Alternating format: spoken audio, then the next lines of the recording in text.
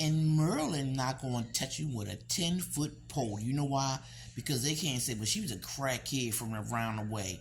Check my records. I ain't never lived in California. Check my records. Don't keep talking to other people. Believe in what they say. Talk to me too. You know why Maryland not going to touch me? Because I'm a former juror on a federal trial. Now, what Maryland going to say? They made a mistake then, or they made a mistake now? Oh, she's a crazy bitch. Oh, I'm sorry. She was a crazy bitch then. She's a crazy bitch now.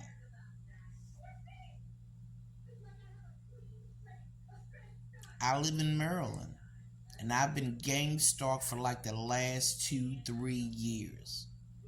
And I've asked for help. I even went to a shelter where there were gang stalkers. They robbed me goddamn blind. Every ID I had, they took. And the shelter didn't care. I told them to mind their damn business. They didn't care. So don't tell me that the mentally ill have advocates in Maryland or any state of this country.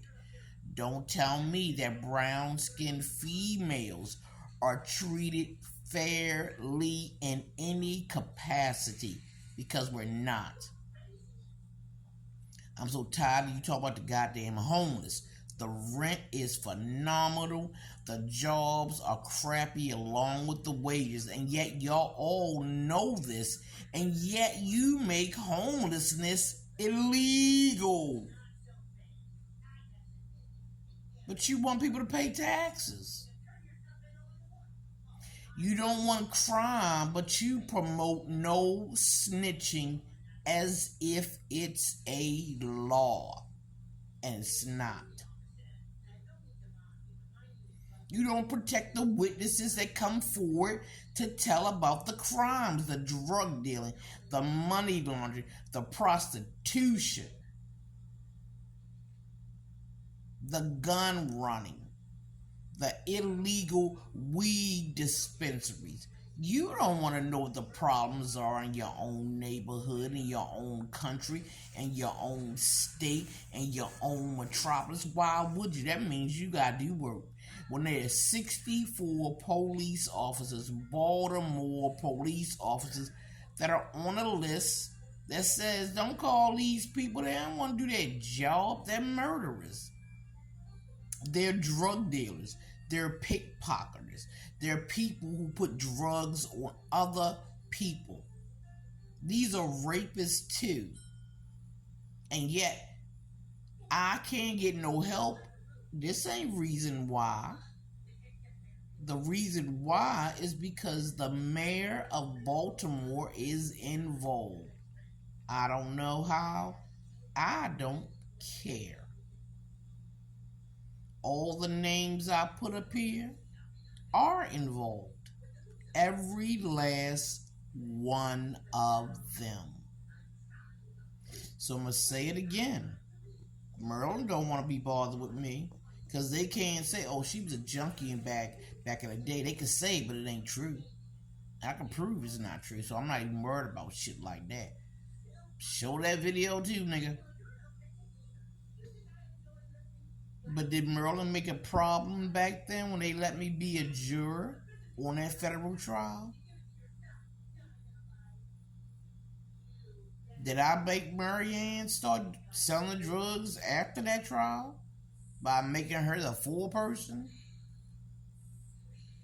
No, because it's okay when women like this bother women like this, because we are nothing, not even in our own communities. Somebody put my name on that list to be raped while I'm asleep. Non-consensual, consensual, meaning I don't have to tell you, yeah, just do it. It's a lie. And that's what Antoine Mason put my name on, and Ryan Bryans, and Thomas Wheatley and that bumpy fella. It's videos all over the web with my naked ass on it. Show them. Because just like they show I'm this freak, I'm this bop, I'm this prostitute, call that motherfucking police on me, all that is a felony. Just like all those are crimes, I guarantee you won't see the men who were in those videos. Just me.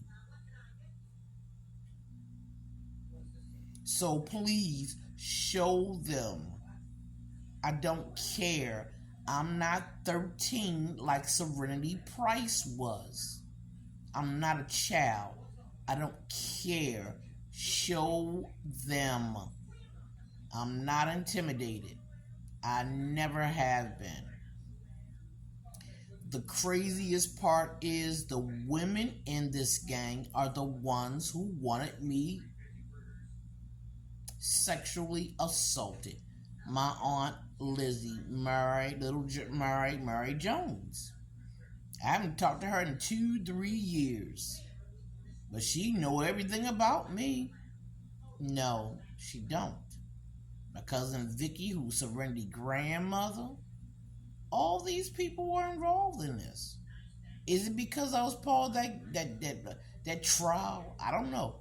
I know when Antoine joined, when I lived down in his basement, and he continued the drugs coming in that house with that bicycle cord hooked through the wall behind his refrigerator all the way down the basement with me. Mind you, I saw these people in their face. They wanted me to know they were doing this to me. Found out that was reactive abuse. You can't see what they're doing, the abuse they're giving me. You just see my reaction from their abuse. We will keep it there.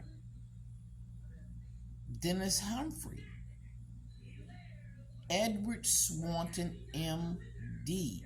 This man this physician psychiatrist, who I don't know and who should have never known me, put his name on my Medicare to steal it. He didn't put my name on my medical records, but he said he evaluated me and diagnosed me on my Medicare. That man is a thief. That man is a criminal. And yet again, I'm going to say this again. No law firm in Maryland will help me when you have Barry Goldstein of Warwick and Brown, Edward Swan, M.D. lawyer, telling other lawyers of the same persuasion, don't help her. Do you think gang stalking stopped at the curb? No. I didn't either. My crush on here, baby boy, told me all about it. I'm so glad he did. I don't think he knew it or not, but he told me.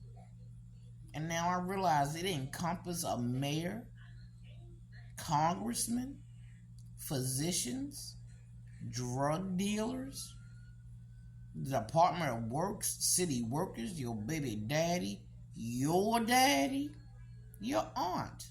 I'm glad I ain't got no damn uncles. Your cousins. They say the people who didn't like your mama don't like you either. Well, her sisters didn't like, especially Dorothy Fauntleroy. She hated my mama. She was my dad's, Rodney Drummond's, first girlfriend. And my mom took him away to have 2 kids by him. That bitch hated him to death. When my mother was dying of cancer, all my Aunt Dorothy wanted to know was it hereditary. She gonna get the cancer too. She didn't give a shit about my mother dying. So in Maryland, do these kind of women get help? Nope, we get gang stalked. Especially if we don't have a pre-existing illness before. I ain't got no lead paint in me, but I was a former federal juror. Maybe that's it.